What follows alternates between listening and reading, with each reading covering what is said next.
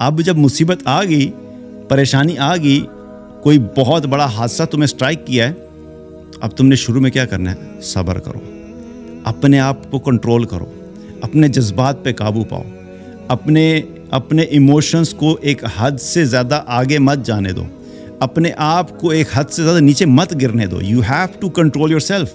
اور یہ سب جو صحابہ کو مار پڑ رہی ہے اور ان کو جو اذیت دی جا رہی ہے، ان کو فزیکل ٹارچر دیا جا رہا ہے، ان کو ایموشنل ٹارچر دیا جا رہا ہے، ان کے فائنینشیل لاسز ہو رہے ہیں، ان کے ساتھ سوشل بائیکاٹ ہو رہا ہے، یہ سب کس وجہ سے ہو رہا تھا؟ وہ اس وجہ سے ہو رہا تھا کیونکہ انہوں نے شرک کو چھوڑ کر ایک اللہ کی عبادت کرنا شروع کر دی تھی. انہوں نے نبی کریم صلی اللہ علیہ وسلم کی اطاعت اور اتباع کرنا شروع کر دی تھی. اس وجہ سے ان کو وہ ساری مصیبتیں جھیلنی پڑ رہی تھیں. لیکن کیا ہے، وہ تمام مصیبتیں جھیلی کیونکہ وہ وقت کیا تھا؟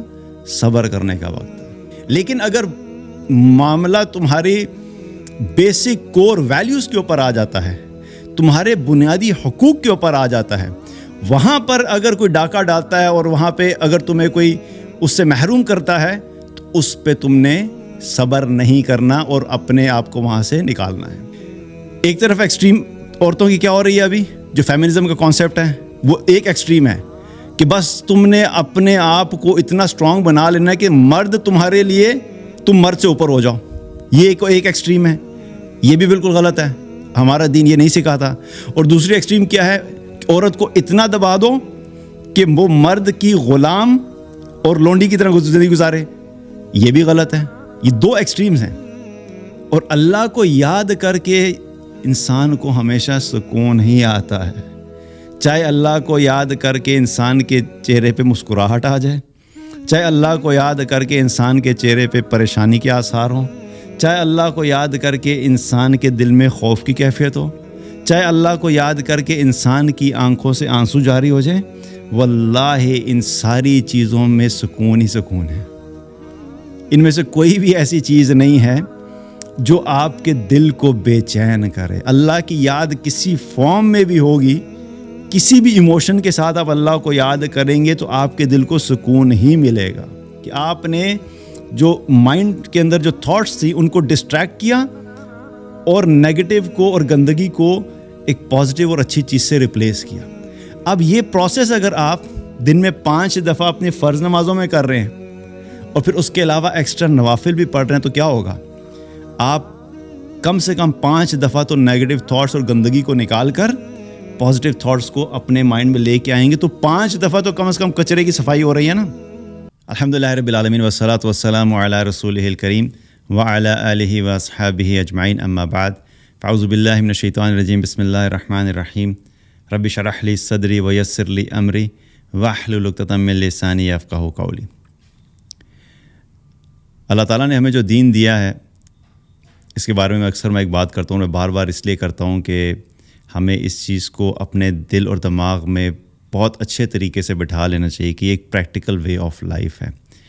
اور ہمیں اس دنیا میں بھیجنے والا بھی اللہ ہے، اس دنیا کو بنانے والا بھی اللہ ہے، ہمیں زندگی دینے والا اللہ اور موت دینے والا بھی اللہ ہے.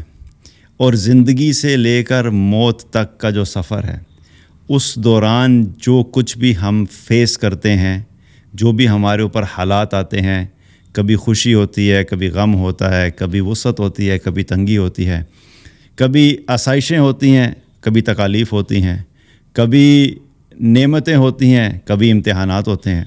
تو اللہ نے اس دنیا میں رہتے ہوئے ہمیں ہر اس سچویشن سے گزارنا ہی گزارنا ہے. اسی لیے اللہ سبحانہ تعالیٰ کی بڑی رحمت ہے کہ اللہ تعالیٰ نے ہمیں کسی سچویشن میں بھی ایسے بغیر گائیڈ لائنس کے نہیں چھوڑا کہ ہمیں پتہ نہ ہو کہ ہمیں کیا کرنا چاہیے. اور جب بھی کوئی مشکل آتی ہے، جب بھی کوئی مصیبت آتی ہے یا پریشانی آتی ہے، تب بھی اللہ ہمیں بتاتا ہے کہ تمہیں کیا کرنا ہے. اور جب نعمتیں، خوشیاں اور راحت ہوتی ہے تب بھی اللہ نے ہمیں بتایا کہ تمہیں کیا کرنا ہے. تو لائف سٹائل ہمیں کیا لے کر چلنا ہے، کیا ایکشنز کرنے ہیں، جب حالات تبدیل ہوں گے تمہیں کن چیزوں پہ فوکس کرنا ہے، وہ ساری چیزیں اللہ سبحانہ تعالیٰ نے ہمیں قرآن میں بتا دی ہیں. اور جب خاص طور پہ مشکلات آتی ہیں تو اس وقت انسان کو زیادہ ضرورت ہوتی ہے کہ اسے کوئی راستہ نظر آئے, کوئی ایسی بات بتائی جائے, کوئی ایسا کام کیا جائے جس سے اس کے دل کو سکون مل سکے. جب بہت سارے لوگ جب وہ مشکلات سے گزر رہے ہوتے ہیں تو اکثر جب میں اپنے ویڈیوز میں کمنٹس پڑھتا ہوں, اور میں اس لیے پڑھتا ہوں کہ میں ایک فیڈ بیک کے طور کے اوپر دیکھتا ہوں کہ بات سننے کے بعد لوگوں کو کیا فائدہ ہو رہا ہے کہ نہیں ہو رہا ہے, یا لوگوں کی کیا کیا پرابلمس ہیں جن کو ایڈریس کرنے کی ضرورت ہے. تو ایک کامنٹ بڑا کامن ہوتا ہے, وہ کیا ہوتا ہے جی کہ میرا فلاں جو ہے وہ نقصان ہو گیا, یا فلاں میرے ساتھ زیادتی ہوگی, یا فلاں دنیا سے چلا گیا, تو بس دعا کریں میرے دل کو سکون آ جائے. یعنی جب بھی کوئی مصیبت, مشکل, تکلیف آتی ہے تو اس کا سب سے بڑا جو ایفیکٹ انسان کی پرسنالٹی پہ ہوتا ہے وہ کیا ہوتا ہے کہ وہ انسان اندر سے ٹوٹ جاتا ہے. اس کو یوں محسوس ہوتا ہے کہ سب کچھ ختم ہو گیا ہے. اس کے اندر خوف کی کیفیت, غم کی کیفیت, پریشانی کی کیفیت, اور کسی چیز میں دل نہیں لگ رہا, کسی چیز کی کوئی ویلیو نہیں رہی, وہ اندر سے ٹوٹ جاتا ہے. تو وہ جب ایموشنلی پورے طریقے سے ڈیمیج ہوتا ہے اور ٹوٹا ہوا ہوتا ہے, تو اس کو اس وقت کیا چیز ضرورت ہوتی ہے کہ کوئی ایسا کام کیا جائے, کچھ ایسا مل جائے, کچھ ایسا کر لوں کہ میں اس کیفیت سے باہر آ جاؤں. بہت سے لوگ جو سٹریس میں ہوتے ہیں یا ڈپریشن میں چلے جاتے ہیں, وہ بیسیکلی یہی ہوتا ہے نا. ڈپریشن کیا ہوتا ہے؟ ہر وقت اداس رہنا, ہر وقت خوف کی کیفیت رہنا, کسی سے بات نہیں کرنا, کوئی چیز اچھی نہیں لگ رہی, کوئی بات سمجھ نہیں آ رہی, کوئی بات پسند نہیں آ رہی, کوئی انسان اچھا نہیں لگ رہا. تو کیا ہے, ڈپریشن کے یہی آؤٹ کمز ہوتے ہیں. انسان ایسی زندگی گزار رہا ہوتا ہے. تو اللہ کا بڑا شکر ہے کہ اللہ سبحانہ تعالیٰ نے ہمیں قرآن عطا کیا, جس میں اللہ تعالیٰ نے ہر مشکل, ہر پریشانی اور ہر سچویشن کے لحاظ سے ہمیں گائیڈ لائنز دیں کہ تمہیں ان سچویشن میں یہ کام کرنا چاہیے, اس سے تمہیں فائدہ حاصل ہوگا. تو جب بھی مشکلات آئیں, ان میں ایک آیت جو ہے قرآن کی, اس پہ ہم نے پہلے بھی بات کی, لیکن ہر تھوڑے عرصے بعد اس پہ بات کرنا اس لیے ضروری ہے کہ ہمارے جو حالات ہیں اور جس وقت سے ہم لوگ گزر رہے ہیں, اس وقت میں جتنا ڈپریشن, انگزائٹی اور ان چیزوں کی بات ہے, وہ آج سے میں اگر کوئی 30 سال پہلے یا 50 سال پہلے چلیں تو کبھی ہم نے سنا بھی نہیں تھا. اسی لیے جتنا زیادہ وہ پرابلم بڑھ چکا ہے, اتنا فریکوینٹلی اس کے بارے میں بات کرنا اور اس کو ایڈریس کرنا ضروری ہے, تاکہ لوگ اس سچویشن سے اپنے آپ کو باہر نکال سکیں. تو اللہ تعالیٰ نے قرآن میں ایمان والوں کو ایڈریس کرتے ہوئے بتایا, یا ایھا الذین آمنوا استعینوا بالصبر والصلاۃ, اے ایمان والو تم صبر اور نماز سے مدد حاصل کرو. اب دیکھا جائے تو نماز انسان پہ عام حالت میں بھی فرض ہے. اگر خوشی کی کیفیت ہے تو کیا نماز نہیں پڑھیں گے؟ نماز تو تب بھی پڑھنی ہے. 5 وقت کی نماز جو فرض ہے وہ پڑھنی ہی ہے. اور صبر کا اگر دیکھا جائے تو عام حالات میں بھی انسان کسی نہ کسی پہ صبر کر ہی رہا ہوتا ہے. لیکن جب انٹینس سچویشن ہوتی ہے, حالات بہت زیادہ خراب ہو جاتے ہیں, تو پھر ان چیزوں کے اوپر ایمفسس اور فوکس بڑھ جانا چاہیے, اس کی کوانٹٹی بھی بڑھ جانی چاہیے. آپ کا جو کانشیس تھاٹ پروسیس ہے, کہ سوچنے کا جو انداز ہے کہ اب مجھے ان چیزوں کے اوپر فوکس کرنا ہے, وہ بھی بڑھ جانا چاہیے. اسی لیے اللہ سبحانہ وتعالیٰ نے خاص طور پہ ان 2 چیزوں کو اسپیسیفائی کیا کہ دیکھو, اب جب تمہیں مشکل آئی ہے تو تم نے کیا کام کرنا ہے, ان 2 چیزوں کو بہت اچھے طریقے سے فوکس کرنا ہے اور ان کو انکریز کر دو. نماز تو انکریز ہو جائے گی, صبر کے اوپر بھی کیا ہے, ایمفسس بڑھا دو, اور اس کو جو ہے وہ اپنی زندگی میں لے کر آؤ. اب اگر سائیکولوجیکلی بھی دیکھا جائے تو جو انسان پریشانی کا شکار ہوتا ہے یا کسی پہ مصیبت آئی ہوتی ہے, تو اس کو سب سے پہلے کیا کرنے کی ضرورت ہوتی ہے. اگر ہم پریکٹیکلی اس شخص کا ذرا سوچیں کہ جو ڈپریشن میں چلا گیا, یا جس کے ساتھ کوئی حادثہ پیش آیا ہے, کوئی فائنینشیل لاس آ گیا, کسی کا بزنس جو ہے وہ کولیپس کر گیا, کسی کی جاب چلی گئی اور اس کے پاس اب فائنینشلی اتنے حالات خراب ہو گئے ہیں کہ وہ اس کا گزارا بڑا مشکل سے ہو رہا ہے, کسی کا قریبی جاننے والا اس کا انتقال ہو گیا, کہیں پہ ایکسیڈنٹ ہو گیا, کوئی بھی بڑا حادثہ پیش آیا, تو سب سے پہلے کیا ہوتا ہے کہ جو مریض ہوتا ہے اس کی سچویشن کو سمجھنا بڑا ضروری ہوتا ہے, کہ اس کا اگر ڈائگنوسس ٹھیک نہیں ہوگا تو آپ اس کو کیور نہیں کر سکتے. اور ایسی سچویشنز کے اندر کیا ہوتا ہے کہ جو ہی کوئی حادثہ پیش آتا ہے، کوئی بڑا حادثہ پیش آتا ہے، چھوٹے چھوٹے مسائل تو چلیں وہ چلتے رہتے ہیں، لیکن کوئی بڑا حادثہ پیش آتا ہے تو اس میں سب سے پہلے آپ نے کیا ایڈریس کرنا ہوتا ہے؟ اگر انسان ایموشنلی بالکل انسٹیبل ہو گیا تو اس کو کیا کرنا ہے؟ اس کو پہلے ایموشنلی اسٹیبل ہونا چاہیے. اللہ تعالیٰ کیا فرما رہے ہیں؟ یا ایھا الذین آمنوا استعینوا بالصبر. پہلے کیا فرمایا؟ اب جب مصیبت آ گئی، پریشانی آ گئی، کوئی بہت بڑا حادثہ تمہیں اسٹرائک کیا ہے، تو اب تم نے شروع میں کیا کرنا ہے؟ صبر کرو، اپنے آپ کو کنٹرول کرو، اپنے جذبات پہ قابو پاؤ، اپنے ایموشنز کو ایک حد سے زیادہ آگے مت جانے دو، اپنے آپ کو ایک حد سے زیادہ نیچے مت گرنے دو. You have to control your self. اللہ تعالیٰ صبر بتا رہے کہ صبر کا مطلب کیا ہوتا ہے؟ ضبط کرنا، قابو کرنا، اپنے اوپر جو ہے وہ کنٹرول کرنا. کیونکہ اس کا اپوزٹ کیا ہوتا ہے؟ بے صبری کیا ہوتی ہے؟ انسان چیخنا چلانا شروع کر دیتا ہے، واویلا مچانا شروع کر دیتا ہے، کبھی ادھر کمپلین کر رہا ہے، کبھی اس کو کمپلین کر رہا ہے، کبھی اس سے لڑائی کر رہا ہے، کبھی اس سے لڑائی کر رہا ہے، جو سمجھا رہا ہے اس کے اوپر بھی چڑھائی کر رہا ہے، بالکل بے قابو ہو جاتا ہے. یہ ایک ایکسٹریم ہے. اسی کو ایڈریس کرنا ہے. پہلے کیا کرنا ہے؟ جو ہی حادثہ پیش آیا تم نے کیا کرنا ہے؟ صبر کرو، اپنے آپ پہ قابو کرو. اور صبر کے بارے میں ایک اور امپورٹنٹ چیز ہم پہلے بھی بات کی ہوئی ہے. اللہ کے نبی صلی اللہ علیہ وسلم نے کیا فرمایا کہ صبر جو ہے وہ صدمے کے شروع میں ہی ہے.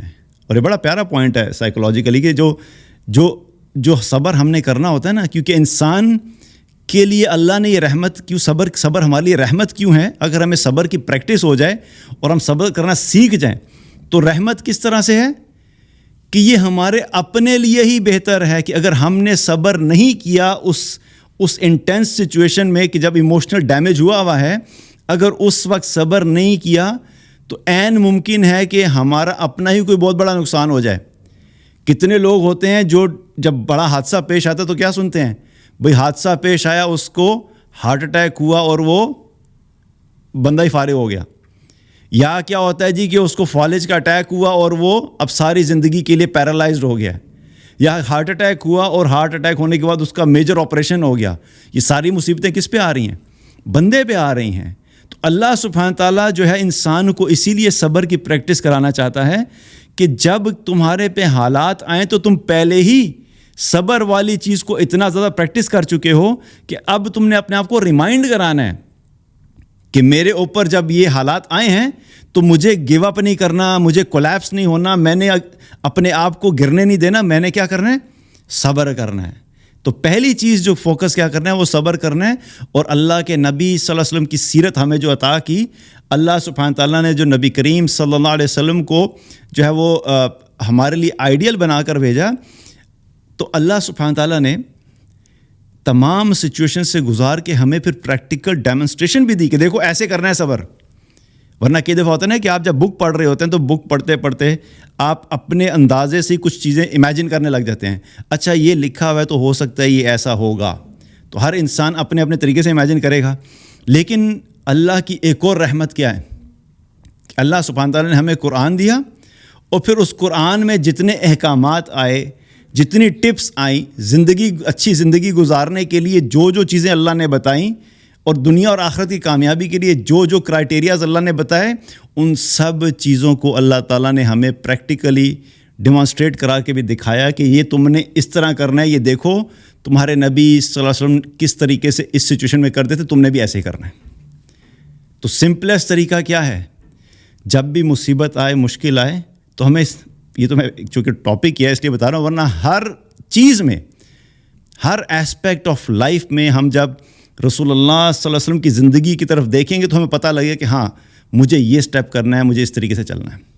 اب ہم رسول اللہ صلی اللہ علیہ وسلم کی زندگی کو اگر دیکھیں تو جب آپ پر مصیبتیں آئیں، مکی دور کو اسپیسیفکلی اگر ہم دیکھ لیں تو کیا ہے؟ ہمیں مکی دور میں تو صرف صبر ہی صبر نظر آتا ہے. مکی دور میں تو ہمیں صرف صبر ہی صبر نظر آتا ہے. رسول اللہ صلی اللہ علیہ وسلم نے تبلیغ کرنا شروع کی، تب کفار کی طرف سے جو ہے وہ آپ کے اوپر اٹیک ہونا شروع ہو گیا. آپ کو ہر طریقے سے انہوں نے ڈیمیج کیا. ایموشنل ڈیمیج کیسے کیا؟ آپ کو ایموشنل ٹارچر کیسے دیتے تھے کہ آپ صلی اللہ علیہ وسلم کی جو عزت اور مقام بنا ہوا تھا، نبوت سے پہلے جو تبلیغ کا کام کرنے سے پہلے جو آپ کا ایک مقام تھا، سارے بڑی عزت دیتے تھے، یہ صادق ہیں، یہ امین ہیں، یہ بڑے اچھے اخلاق والے ہیں، اپنے فیصلے ان سے کروایا کرتے تھے، اپنے معاملات نبی کریم صلی اللہ علیہ وسلم سے ڈسکس کیا کرتے تھے۔ اتنا جس شخص کو اتنی عزت اور اتنا مقام ملا ہوا ہو پوری سوسائٹی میں اور اس چیز کو جو انجوائے کرتا ہو کہ بھائی اتنا اعلیٰ مقام ہے، اچانک ہی وہی لوگ سارے کے سارے پھر جائیں، موسٹ آف دیم، اور وہی لوگ کہنے لگ جائیں نہیں بھی یہ تو شاعر ہے، یہ تو کاہن ہے، یہ تو مجنون ہے۔ تو یہ ساری باتیں سننا کیا ہے، یہ کوئی آسان کام تھوڑا ہی ہے۔ تو یہ ایموشنلی جو ہے رسول اللہ صلی اللہ علیہ وسلم کو بڑا کیا ہوتا تھا، یہ ڈیمیج کرتی تھی اور آپ کو بڑی تکلیف بھی ہوتی تھی، لیکن آپ نے کیا کیا؟ آپ نے ان سے جھگڑا نہیں کیا، آپ نے صبر کیا، کیونکہ وہ وقت صبر کرنے کا تھا۔ ابھی میں آگے جا کے بات کروں کہ صبر کب ختم ہوگا، لیکن وہ وقت چونکہ کیا تھا، صبر کا تھا۔ اللہ کے نبی صلی اللہ علیہ وسلم جو ہے وہ بیت اللہ میں نماز پڑھ رہے ہیں، اور نماز پڑھتے ہوئے آپ سجدے میں گئے تو وہاں کے جو ظالم کفار مکہ تھے انہوں نے کیا کیا؟ اونٹ کی اوجڑی لا کر نبی کریم صلی اللہ علیہ وسلم کے اوپر رکھ دی، اور اتنی بڑی اور اتنی ہیوی ہوتی ہے کہ جب وہ رکھی تو آپ اٹھ نہیں سکے، اور وہ بدبخت جو کھڑے تھے وہاں پر ہنسنے لگ گئے، مذاق اڑانے لگ گئے۔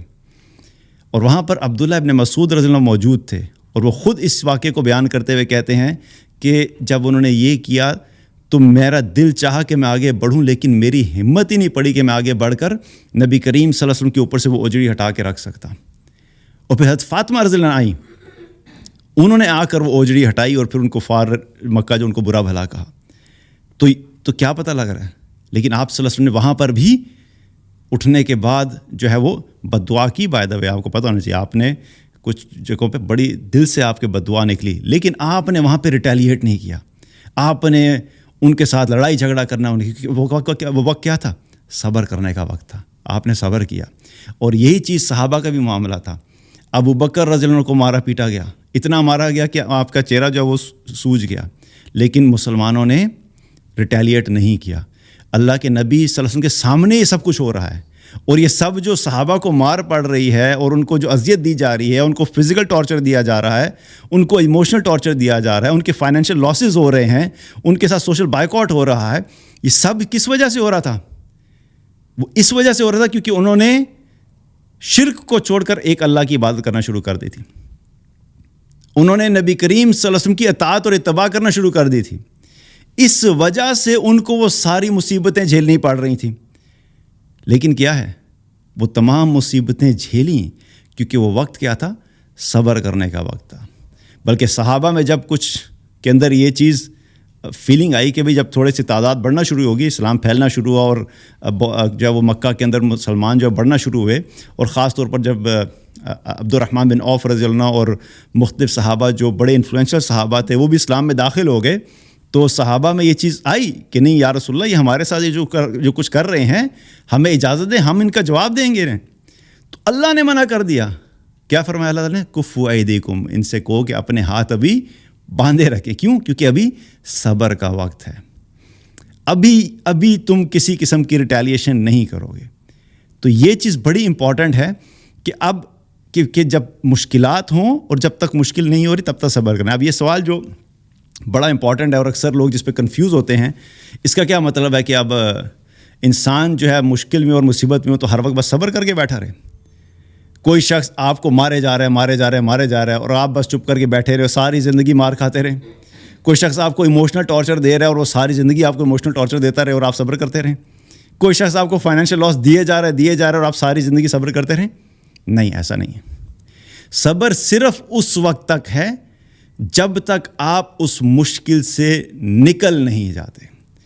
جب تک آپ اس مشکل میں ہیں، ایک چیز یاد رکھیں، ہمیں اللہ نے ہمیں جو دین دیا ہے نا، اس میں ہمیں جو زندگی گزارنے کا طریقہ دیا ہے وہ بڑا باوقار قسم کا دین ہے۔ ہمیں ہمارا دین یہ نہیں سکھاتا کہ تم بالکل مریل ہو کے زندگی گزارو، لوگ مارتے رہیں، تمہیں نقصان پہنچاتے رہیں اور تم بس اللہ کی خاطر معاف کرتے رہو اور تم بس صبر ہی کرتے رہو۔ نو، ڈیفالٹ کیا ہے کہ چھوٹے چھوٹی مشکلات آئیں گی، پریشانیاں آئیں گی، لوگ آگے پیچھے کچھ کہیں گے تو ٹھیک ہے، صبر کرو، معاف کرو۔ لیکن اگر معاملہ تمہاری بیسک کور ویلیوز کے اوپر آ جاتا ہے, تمہارے بنیادی حقوق کے اوپر آ جاتا ہے, وہاں پر اگر کوئی ڈاکہ ڈالتا ہے اور وہاں پہ اگر تمہیں کوئی اس سے محروم کرتا ہے تو اس پہ تم نے صبر نہیں کرنا اور اپنے آپ کو وہاں سے نکالنا ہے. مثال کے طور پہ شادی ہو جاتی ہے, شادی کے بعد کیا ہوتا ہے, لڑکیوں کو بتا کے بھیجتے ہیں جی بیٹا اب تیرا جنازہ نکلے گا وہاں سے. وہ بیچاری ساری زندگی مائنڈ سیٹ میں لے کے جاتی ہے بھائی کدھر جاؤں گی, جنازہ نکلے گا. تو اب اس کا مطلب ہے کہ اب وہ کیا ہوتا ہے, جب تک رہ رہی ہوتی ہے اس کے اوپر ڈبل پریشر ہوتا ہے. اگر اس کا خامن 2 نمبر نکل آیا, اب اس کو وہ ایموشنل ٹارچر دے رہا ہے یا فزیکل ٹارچر دے رہا ہے یا اس کے بیسک رائٹس پورے نہیں کر رہا, اس کی رسپیکٹ نہیں کر رہا. ایک طرف وہ اذیت میں بیچاری اور دوسری طرف والدین کا وہ جو جملہ اس کے دماغ میں فیڈ کر کے بھیجا ہے وہ کیا کہ وہاں سے تیرا جنازہ نکلے. یعنی وہ مینٹلی اس اسٹیٹ آف مائنڈ میں ہوتی ہیں کہ نہ وہ وہاں رہنے کے قابل ہوتی ہے اور نہ وہ وہاں سے نکلنے کے قابل ہوتی ہے. اور یہ والدین کی بہت بڑی غلطی ہے کہ یہ جملہ جو اپنی بیٹیوں کے دماغوں میں ڈال کے بھیجتے ہیں کہ تیرا جنازہ ہی وہاں سے نکلنا چاہیے. اسلام اس قسم کی کوئی تعلیم نہیں دیتا کہ عورت کو یہ کہا جائے کہ اب تم جاؤ گی, شادی کرو گی, تم ایک مرد کی غلام بنو گی اور تمہارا جنازہ وہاں سے نکلے گا. ایز لانگ ایز وہ تمہارے بیسک رائٹس پورے کر رہا ہے. وہ ایک الگ ڈسکشن ہے, یہاں پہ تھوڑا سا ایک ایکسپلینیشن بھی دے دوں کیونکہ بہت سے لوگ جو ہیں وہ آدھی چیزیں کاٹ کے تو جو ہے نا وہ مکس اپ کرتے ہیں. ایک طرف ایکسٹریم عورتوں کی کیا ہو رہی ہے ابھی, جو فیمنزم کا کانسیپٹ ہے وہ ایک ایکسٹریم ہے کہ بس تم نے اپنے آپ کو اتنا اسٹرانگ بنا لینا ہے کہ مرد تمہارے لیے, تم مرد سے اوپر ہو جاؤ. یہ ایک ایکسٹریم ہے, یہ بھی بالکل غلط ہے, ہمارا دین یہ نہیں سکھاتا. اور دوسری ایکسٹریم کیا ہے کہ عورت کو اتنا دبا دو کہ وہ مرد کی غلام اور لونڈی کی طرح زندگی گزارے, یہ بھی غلط ہے. یہ 2 ایکسٹریمز ہیں.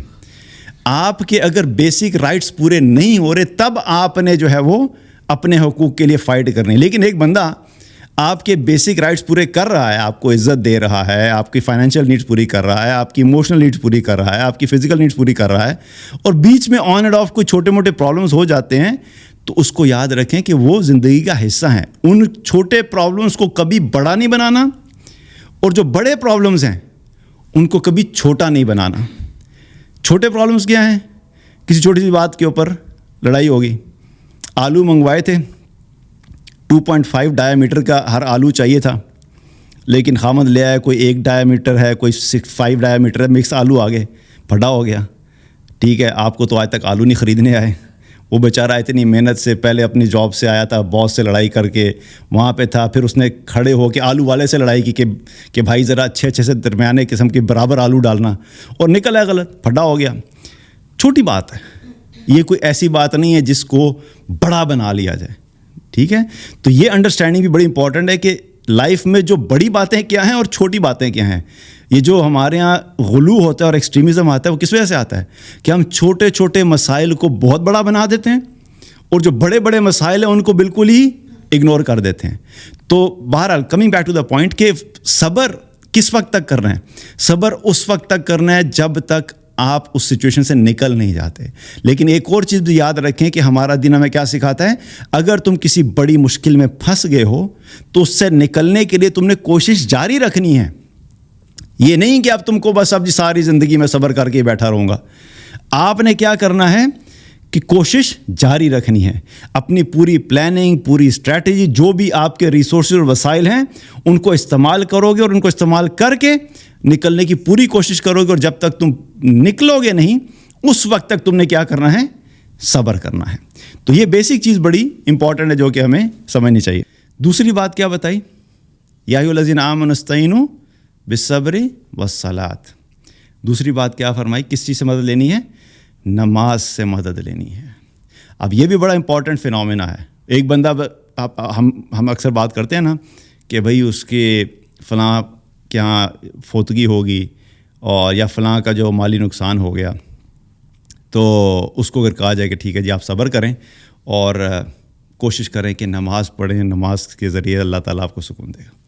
تو اکثر لوگ کیا کہتے ہیں, وہ جی نماز کیا کرے گی, اس وقت وہ اتنے بڑے صدمے سے گزرا ہے, تو اتنے بڑے صدمے سے گزرا ہے اور آپ اس کو نماز کی تلقین کر رہے ہیں. بھائی اور نماز کی تلقین کا مطلب یہ تھوڑے ہی ہے کہ اب اگر اس کو صدمے سے نکلنے کے لیے کچھ اور کرنے کی ضرورت ہے تو وہ نہیں کیا جائے. فار ایگزامپل کئی دفعہ ایسا ہوتا ہے کہ کچھ لوگوں کو جو ہے وہ کوئی بھی حادثہ جب پیش آتا ہے تو وہ اتنا برا اس کا اثر لیتے ہیں، جسے کہتے ہیں کہ بہت انٹینس قسم کے پینک اٹیک شروع ہو گئے اور باڈی بالکل ہی امبیلنس ہو گئی ہے، ہارمونز بالکل امبیلنس ہو گئے ہیں، اور اس سچویشن میں اس کو میڈیکل ٹریٹمنٹ کی ضرورت ہے، تو اس وقت اس کو میڈیکل ٹریٹمنٹ دینی چاہیے، بلکہ لازمی دیں۔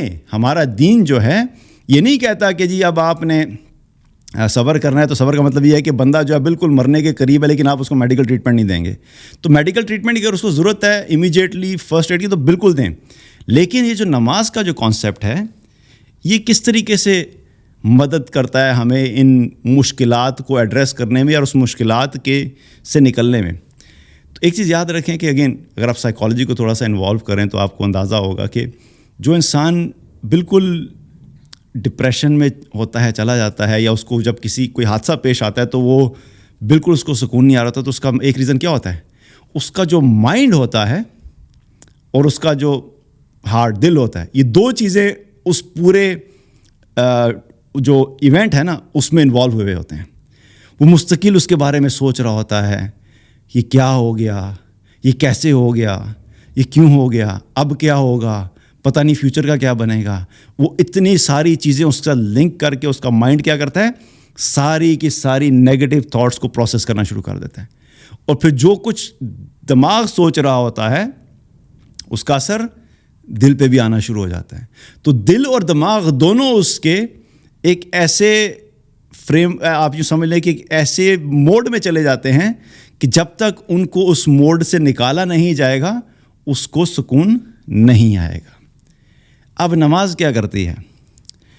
جب انسان نماز پڑھتا ہے، بلکہ نماز پڑھنے سے پہلے میں پھر دوبارہ نبی کریم صلی اللہ علیہ وسلم کے بارے میں بات کر لوں، کیونکہ ہمیں یہ چیز اپنے جسے کہتے ہیں پلے باندھ لینی چاہیے کہ ہمیں ہر سچویشن میں یہ دیکھنا ہے کہ رسول اللہ صلی اللہ علیہ وسلم کیا کیا کرتے تھے۔ آپ کا بھی یہی معمول تھا، آپ کا بھی یہی طریقہ تھا صلی اللہ علیہ وسلم، کہ جب بھی کوئی مشکل آتی، مصیبت آتی، آپ فوراً نماز کی طرف متوجہ ہوتے ہیں۔ آندھی چلنا شروع ہوگی تو ہماری طرح جو ہے نا وہ خیر اس وقت تو ٹیکنالوجی تھی بھی نہیں، لیکن ہم کیا کرتے ہیں فوراً جی میپس کھولو، یہ والا میپ کھولو، دیکھو یہ کہاں سے شروع ہوئی ہے، کہاں تک جا رہی ہے، کتنے دیر لگے گی، کیا ڈیمیج ہوگا۔ آپ کیا کرتے تھے صلی اللہ علیہ وسلم؟ جو ہی آندھی چلی آپ فوراً نماز کی طرف متوجہ ہوتے تھے، نماز پڑھنے لگ جاتے تھے کہ اللہ خیر کرے، اللہ کی طرف سے کوئی عذاب نہ ہو، اللہ کی طرف سے کوئی مشکل نہ ہو، کیونکہ پچھلی قوموں پہ اس قسم کے عذاب کیا تھے، آ چکے تھے۔ کوئی ہواؤں سے اڑا دیے گئے، کوئی زلزلے سے ختم کر دیے گئے، کوئی جو ہے وہ فرشتے کی چیخ سے ختم کر دیے گئے۔ تو آپ فوراً پریشان ہو کے کیا کرتے تھے؟ نماز کی طرف متوجہ ہوتے تھے۔ سورج گرہن لگ رہا ہے تو کیا ہو رہا ہے؟ آپ نماز پڑھ رہے ہیں۔ چاند گرہن کا پتہ لگ رہا ہے تو کیا ہوا؟ آپ نماز پڑھ رہے ہیں۔ غزوہ بدر ہو رہا ہے، غزوہ بدر سے پہلے ایک رات پہلے نبی کریم صلی اللہ علیہ وسلم ساری رات کیا کر رہے ہیں؟ نماز پڑھ رہے ہیں، کیونکہ کل والا جو دن ہے وہ بڑا مشکل دن ہے اور بڑا جو ہے وہ ڈیسائزو دن ہے۔ جو بدر تھا، غزوہ بدر تھا، بڑا ڈیسائزو تھا مسلمانوں کے لیے کہ اگر وہاں پر شکست ہو جاتی تو جو اتنی محنت ہوئی تھی وہ ساری کی ساری کیا ہو جاتی؟ زیرو ہو جاتی۔ تو وہ دن بڑا اہم تھا، تو ظاہری بات ہے اس کا پریشر تھا کہ یہ کل جو ہے وہ کل جو اتنا بڑا دن آ رہا ہے اس میں ہمیں کامیابی ملے، اور اللہ کے نبی صلی اللہ علیہ وسلم نماز پڑھ رہے ہیں، دعائیں کر رہے ہیں، اللہ کے سامنے رو رہے ہیں کہ اللہ تیرا نام لینے والے یہ 313 ہی ہیں۔ یہ 313 کا فگر تو میں آپ کو بتا رہا ہوں، مختلف فگر آتا ہے، تو یہی صحابہ ہے تیرا نام لینے والے، اگر یہ کل ختم ہوں گے تو تیرا نام لینے والا کوئی نہیں رہے گا۔ تو آپ کیا کر رہے ہیں؟ اللہ سے نماز بھی پڑھ رہے ہیں اور دعائیں بھی مانگ رہے ہیں۔ تو کیا ہو رہا ہے؟ وہ جو سچویشن ہے اس میں اللہ کو پکار رہے ہیں۔ تو یہ رسول اللہ صلی اللہ علیہ وسلم کا کیا تھا؟ یہ طریقہ تھا کہ جب بھی کوئی مشکل آتی، مصیبت آتی تو آپ فوراً کیا کرتے؟ نماز کی طرف متوجہ ہوتے۔ عبداللہ ابن عباس سفر کی حالت میں تھے، وہاں تک ان کو خبر پہنچی کہ آپ کے بھائی کا انتقال ہو گیا ہے۔ اب بھائی کے ساتھ ظاہر ہے ایک محبت ہوتی ہے انسان کی، اور یہ خبر پہنچنا کہ کسی کے بھائی کا انتقال ہو گیا، یہ ایک دم سے بہت بڑی خبر ہوتی ہے، بہت بڑا حادثہ ہے ایک قسم کا زندگی کا۔ تو آپ نے جو ہی خبر سنی، آپ اپنی سواری سے اترے اور اللہ اکبر کر کے وہاں نماز پڑھنے لگ گئے۔ تو یہ کیا ہے؟ صحابہ کا بھی یہی طریقہ تھا کہ جب بھی کوئی مشکل آئے گی, مصیبت آئی تو نماز سے مدد لی. اب نماز اس سچویشن میں ہمیں ہیلپ آؤٹ کیسے کرتی ہے, یہ امپورٹنٹ ہے. کیونکہ آج ہم یہ سن تو لیتے ہیں, پڑھ بھی لیتے ہیں, ہاں بھئی ہمیں یہ کرنا چاہیے, لیکن ہم اس چیز کو ریلیٹ نہیں کرتے کہ اس کا بینیفٹ ہمیں مل کس طرح رہا ہے. اب نماز انسان کے ساتھ کرتی کیا ہے؟ ایک تو ہے جو فرض نمازیں ہیں, وہ تو بہرحال چاہے میں نے جیسے پہلے بات کی کہ حالات اچھے ہوں یا خراب ہوں, خوشی ہو, غم ہو, بارش ہو, کچھ بھی ہو, جو نمازیں 5 وقت کی فرض ہیں وہ تو پڑھنی ہی پڑھنی ہیں. لیکن ہم یہ بات کر رہے ہیں کہ جب کوئی ایسی سچویشن آ جائے تو اس کے علاوہ پھر نوافل کے ذریعے بھی کیا کرنا ہے, ہم نے نوافل پڑھ کے اللہ کی طرف متوجہ ہونا ہے. اب یہ نماز کیا کرتی ہے, اور نماز میں اس نماز کی اگزامپل دوں گا جو صحیح والی نماز ہے, ہمارے والی نماز نہیں. ہماری جو نماز ہے نا, اس سے ہمیں سکون نہیں مل سکتا, کیونکہ جب تک ہم نماز ٹھیک نہ کریں. وہ کون سی نماز ہے صحیح والی نماز؟ واقعی الصلاۃ للذکر, وہ نماز جو اللہ کی یاد والی نماز ہو. وہ نماز کہ جب انسان اللہ اکبر کر کے کھڑا ہو اور سورہ فاتحہ پڑھنا شروع کرے تو اس کا دل اور دماغ اس وقت وہاں پہ حاضر ہو, وہ سوچ رہا ہو کہ میں کیا کہہ رہا ہوں, الحمدللہ رب العالمین, میں نے یہ جو الفاظ کہے ہیں تو اس کا مطلب کیا ہے, میں کیا کہہ رہا ہوں. اور اس کے ذہن میں یہ ہو کہ جب میں نے کہا ہے الحمدللہ رب العالمین تو اس کے جواب میں میرے اللہ نے مجھے جواب دیا ہے. کیونکہ حدیث میں آتا ہے نا, میں نے پہلے بھی بات کی تھی کہ اللہ تعالیٰ کیا کرتا ہے, سورہ فاتحہ کا جواب دیتا ہے. تو اب مائنڈ اور ہارٹ یہ دونوں اللہ کی طرف متوجہ ہوں. واقعی الصلاۃ للذکر, اللہ کی یاد والی نماز, یعنی وہ یاد ایسی ہو کہ تمہارا دماغ اور تمہارا دل دونوں اللہ کی طرف متوجہ ہوں. اب جب آپ اس طرح کی نماز پڑھنا شروع کریں گے تو پہلا بینیفٹ کیا ہوگا, ایک بندہ جو ڈپریشن میں ہے یا ہائی لیول آف سٹریس میں ہے یا ہائی لیول آف انگزائٹی میں ہے یا جس کو حادثہ پیش آیا ہے, اب اس کا مائنڈ آپ تھوڑی دیر کے لیے امیجن کریں, اس کے مائنڈ میں کیا چل رہا ہے. وہ اس کا مائنڈ جو ہے بہت ساری تھاٹس کے ساتھ پاپولیٹڈ آلریڈی, خوف, پریشانی, غم, انسیکیورٹی, آگے کیا ہوگا, پتہ نہیں کیا بنے گا, اتنی ساری نیگیٹو تھاٹس ہیں. وہ کس چیز سے آ رہی ہیں؟ وہ ساری کی ساری تھاٹس کس چیز سے لنک ہیں؟ اس کی لائف میں جو ابھی حادثہ پیش آیا ہے اور جس چیز سے وہ گزر رہا ہے, اس کا مائنڈ ہر وقت وہ سوچ رہا ہے, اور اس ہر وقت سوچنے کی وجہ سے اس کے اوپر وہ جو اس کے باڈی میں نیگیٹو ہارمونز نکل رہے ہیں, اس کو کانسٹنٹلی نیچے دبائے جا رہے ہیں اور وہ اس سے باہر نہیں آ رہا. جو ہی وہ نماز کے لیے کھڑا ہوگا اور اللہ کی یاد والی نماز پڑھے گا تو کیا ہوگا, اس کو ان ساری سوچوں کو اپنے دماغ سے نکال کر اللہ کی یاد کو اپنے دماغ میں لانا پڑے گا, تبھی جو ہے وہ اس کے لیے وہ نماز بینیفیشل ہوگی. تو جب وہ نماز صحیح والی پڑھے گا تو کیا ہوگا کہ وہ جو کچرا تھاٹس ہیں وہ نکل کے تھوڑی دیر کے لیے باہر گئیں, اور اب یہ نماز پڑھ رہا ہے اور اس کے دل اور دماغ پورے طریقے سے اللہ کی طرف متوجہ ہے. تو تھوڑی دیر کے لیے کیا ہوگا کہ وہ جو نیگیٹو تھاٹس کی وجہ سے اس کی باڈی میں جو نیگیٹو ہارمونز سارے جو سیکریٹ ہو رہے تھے وہ سیکریٹ ہونا بند ہو جائیں گے. اور اللہ کو یاد کر کے انسان کو ہمیشہ سکون ہی آتا ہے. چاہے اللہ کو یاد کر کے انسان کے چہرے پہ مسکراہٹ آ جائے, چاہے اللہ کو یاد کر کے انسان کے چہرے پہ پریشانی کے آثار ہوں, چاہے اللہ کو یاد کر کے انسان کے دل میں خوف کی کیفیت ہو, چاہے اللہ کو یاد کر کے انسان کی آنکھوں سے آنسو جاری ہو جائیں, واللہ ان ساری چیزوں میں سکون ہی سکون ہے. ان میں سے کوئی بھی ایسی چیز نہیں ہے جو آپ کے دل کو بے چین کرے. اللہ کی یاد کسی فارم میں بھی ہوگی, کسی بھی ایموشن کے ساتھ آپ اللہ کو یاد کریں گے تو آپ کے دل کو سکون ہی ملے گا. تو اب چاہے وہ اللہ کو یاد کر کے اس کی آنکھوں سے آنسو جاری ہو رہے ہیں, چاہے اللہ کو یاد کر کے اس کو اپنے گناہ یاد آ رہے ہیں اور اس کا خوف آ رہا ہے کہ کیا ہوگا میرا, یہ سارے کے ساری چیزیں انسان کے اندر ایک ایسے ایموشنز کریٹ کرتی ہیں جس کی وجہ سے اس کے اندر سے جو نیگیٹیوٹی ختم ہوتی ہے اور اس کے دل کو سکون ملتا ہے. تو پہلا ایڈوانٹیج کیا ہے, اسے آپ یہ بھی کہتے ہیں وہ مینٹل ڈسٹریکشن یا مائنڈ ڈسٹریکشن, کہ آپ نے جو مائنڈ کے اندر جو تھاٹس تھی ان کو ڈسٹریکٹ کیا اور نیگیٹو کو اور گندگی کو ایک پازیٹیو اور اچھی چیز سے ریپلیس کیا. اب یہ پروسیس اگر آپ دن میں 5 دفعہ اپنی فرض نمازوں میں کر رہے ہیں اور پھر اس کے علاوہ ایکسٹرا نوافل بھی پڑھ رہے ہیں تو کیا ہوگا؟ آپ کم سے کم 5 دفعہ تو نیگیٹو تھاٹس اور گندگی کو نکال کر پازیٹیو تھاٹس کو اپنے مائنڈ میں لے کے آئیں گے. تو 5 دفعہ تو کم از کم کچرے کی صفائی ہو رہی ہے نا. اور اگر آپ ایکسٹرا نوافل پڑھیں گے تو جتنا زیادہ آپ پڑھیں گے اس پوری اٹینشن کے ساتھ اتنا جلدی انسان اس سٹریس اور ڈپریشن سے باہر آئے گا. تو پہلا فائدہ کیا ہے کہ مینٹل ڈسٹریکشن ہوتی ہے جس کی وجہ سے انسان کو فائدہ ملتا ہے نماز میں ان حالات میں. دوسرا امپورٹنٹ کیا چیز ہوتی ہے؟ جب اللہ کو یاد کریں گے تو اللہ کی عظمت اور اللہ کی بڑائی جو ہے وہ انسان کے دل میں اس کا احساس پیدا ہوگا. اور جس دل میں اللہ کی عظمت اور اللہ کی بڑائی آ جائے پھر اس دل کو کسی اور چیز کا خوف نہیں رہتا. جب یقین ہو جائے نا کہ اس پوری کائنات کو چلانے والا ایک رب ہے جو اللہ ہے، رب العالمین ہم کہتے ہیں. کائنات کا لفظ تو چھوٹا لگتا ہے، قرآن میں اللہ تعالیٰ کے رب العالمین، تمام عالمین کا رب. تو اس میں کائنات میں پتہ نہیں کیا کیا چیزیں ہیں، کائنات کے علاوہ بھی بہت ساری چیزیں آ جاتی ہیں. تو جب انسان کے دل میں یہ احساس آ گیا کہ وہ اللہ اتنا عظیم ہے تو اس اللہ کی عظمت کے احساس کی وجہ سے جو انسان کے اپنے مسائل وہ چھوٹے لگنے لگتے ہیں.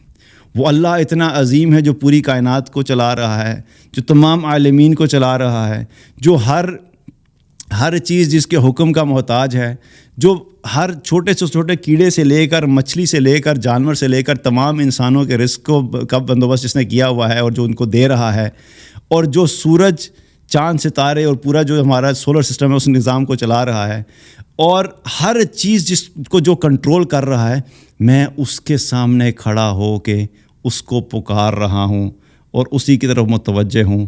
تو آپ کا جب کنیکشن کسی ایسی ذات کے ساتھ اسٹیبلش ہونا شروع ہو جاتا ہے جو بہت طاقتور اور پاورفل ہوتی ہے، تو انسان کے دل کو سکون آنا شروع ہو جاتا ہے کہ میرے ساتھ وہ ہے اور وہ میرے لیے کافی ہوگا. اسی کو آپ لنک کر لیں توکل کے ساتھ. جب اللہ کی عظمت پیدا ہوتی ہے تو پھر اس کے ساتھ ساتھ کیا ہے کہ دل میں اللہ پہ بھروسہ بھی بڑھتا ہے. اور جب انسان ایسی ذات پہ بھروسہ کرتا ہے کہ جو ہر چیز کو کنٹرول کر کے جو ہے وہ اس میں سے نکالنے کی طاقت رکھتی ہے، تو پھر انسان کے دل کو سکون آ جاتا ہے. پھر انسان مستقل اللہ سے بات کرتا رہتا ہے کہ اللہ میرا بھروسہ تیرے پہ، تو اتنا عظیم ہے، تو اتنا عالی شان ہے، پوری کائنات کا مالک ہے، تیرے لیے پوری کائنات کو بنانا، چلانا، ختم کرنا، ختم کر کے دوبارہ بنانا یہ مسئلہ نہیں ہے. تو میں تو یہ بڑے چھوٹے سے مسئلے سے گزر رہا ہوں، میں اپنے اس چھوٹے سے مسئلے کو تیرے سامنے پیش کرتا ہوں اور تجھ سے دعا کرتا ہوں اور تجھ پہ بھروسہ کرتا ہوں کہ تو ہی مجھے اس سے نکالے گا. تو جب انسان اپنے مسائل کو اللہ کے حوالے کر دیتا ہے تو پھر اللہ اس کو اس سے نکال دیتا ہے. فَمَن يَتَوَكَّلْ عَلَى اللَّهِ فَهُوَ حَسْبُهُ. جو اللہ پہ بھروسہ کرتا ہے اللہ اس کے لیے کافی ہو جاتا ہے. تو یہ چیز امپورٹنٹ ہوگی کہ اللہ پہ بھروسہ آ جاتا ہے. اس نماز کے ذریعے سے انسان جو ہے وہ اللہ پہ توکل اور بھروسہ جب بڑھتا ہے تو وہ چیز بھی انسان کے دل کو سکون دیتی ہے. اور آخری چیز کیا ہے کہ نماز پڑھتے ہوئے ہمیں ایک بڑا زبردست کانسیپٹ دیا نبی کریم صلی اللہ علیہ وسلم نے. وہ کیا ہے؟ آپ نے فرمایا صلی اللہ علیہ وسلم کہ جب تم نماز پڑھو تو نماز ایسی پڑھو کہ جیسے تمہاری زندگی کی آخری نماز ہے. اب یہ حدیث ہے تو بڑی چھوٹی سی اور ہم اکثر بات بھی کرتے ہیں، لیکن اس کے پیچھے اتنا زبردست کانسیپٹ اس کے ساتھ لنکڈ ہے کہ اگر ہم اس حدیث کو سمجھ کر نماز اپنی پڑھنا شروع کریں تو ہماری زندگی کے مسائل میں سمجھتا ہوں کہ بالکل ختم ہی ہو جائیں گے. ختم سے مراد کے مسائل اپنی جگہ پہ ایگزسٹ کریں گے، لیکن ان مسائل کا جو ایفیکٹ ہم نے لیا ہوا ہے اور جتنا زیادہ ہم ان کی وجہ سے ڈسٹرب ہوتے ہیں وہ ساری کی ساری چیزیں ختم ہو جائیں گی. اب اس کا مطلب کیا ہے؟ اب ذرا ایگزامپل لے ایک ایسے شخص کی کہ جس کو یہ پتہ لگ جائے کہ میرے پاس جو وقت ہے وہ بس صرف اس ایک نماز کا ہے، اس کے بعد مجھے موت آ جائے گی. یہ میں آپ کو پریکٹیکلی بتاتا ہوں کہ پاکستان میں بھی کیا ہے کہ جب وہ کسی کو سزائے موت ہوتی ہے تو کیا ہوتا ہے، اس سزائے موت کے لیے ایک ٹائم وقت مقرر کر دیا جاتا ہے کہ فلاں دن اس شخص کو سزائے موت ہوگی اور اس کو پھانسی لگے گی. اب جب اس کو ٹائم دے دیا گیا اس مجرم کو، تو اس سے پہلے کیا ہوتا ہے اس کو پتہ جی یہ اگر کا مثال کے طور پہ اگر کسی کو یہ کہا جائے کل آپ کو دوپہر 3 بجے جو ہے وہ پھانسی دی جائے گی، تو اس 3 بجے دوپہر سے پہلے ایک آخری نماز اس کی کیا بنے گی؟ ظہر کی نماز. تو جب وہ شخص اپنی پھانسی سے پہلے ظہر کی نماز پڑھے گا تو آپ سوچیں کہ اس کی کیا کیفیت ہوگی، کیونکہ اس کو یقین ہے کہ اب میں آخری دفعہ یہ نماز پڑھ رہا ہوں، اس کے بعد مجھے نماز پڑھنے کا موقع نہیں ملے گا، اور اس کو پتہ ہے کہ میں نے اس کے بعد دنیا کو چھوڑ جانا ہے. تو اب جب وہ اس مائنڈ سیٹ سے نماز پڑھے گا تو کیا ہوگا؟ اس کے لیے پھر دنیا کی کوئی بھی مشکل اور مصیبت میٹر ہی نہیں کرے گی. اس کو اس چیز کی بالکل فکر نہیں ہوگی کہ میرے بینک بیلنس میں کیا چل رہا ہے، میرے فلاں بندہ میرے پیسے لے کے بھاگ گیا ہے، فلاں جگہ پہ میرے ساتھ زیادتی ہوئی ہے، فلاں نے جو ہے مجھے یوں کہا تھا، میرا جو فلاں کی جو ہے وہ فوتگی ہو گئی، فلاں ایکسیڈنٹ ہو گیا.